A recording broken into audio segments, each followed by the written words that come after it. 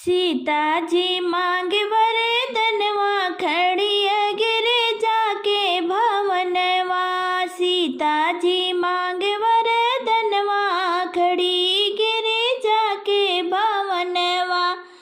राजा Dashrath yes ससुर जी मांगे, राजा दशरथ यस ससुर जी मांगे।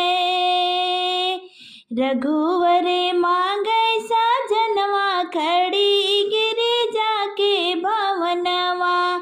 रघुवर मांगे साजनवा, खड़ी गिरिजा के भवनवा।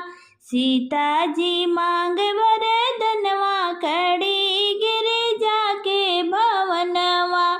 सीता जी मांगे वरदनवा, खड़ी गिरिजा के भवनवा। माता कौशल्या से सासू जी मांगे, माता कौशल्या से सासू जी मांगे। मांगे लव कुश के ललनवा, खड़ी गिरिजा के भवनवा। मांगे लव कुश ललनवा, खड़ी गिरिजा के भवनवा। सीता जी मांगे वरदनवा, खड़ी गिरिजा के भवनवा। सीता जी मांगे वरदनवा, खड़ी गिरिजा के भवनवा। भैया लखन यस देवर जी मांगे, भैया लखन यस देवर जी मांगे। माने सिया के कहनवा, गढ़ी गिरिजा के भवनवा। माने सिया के कहनवा, खड़ी गिरिजा के भवनवा।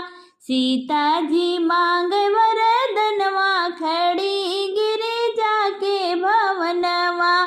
सीता जी मांगे वरदनवा, खड़ी गिरिजा के भवनवा। जब सीता निकली गिरिजा भवन से, जब सीता निकली गिरिजा भवन से। मांगे अवध के रहनवा, खड़ी गिरिजा के भवनवा। मांगे अवध के रहनवा, खड़ी गिरिजा के भवनवा।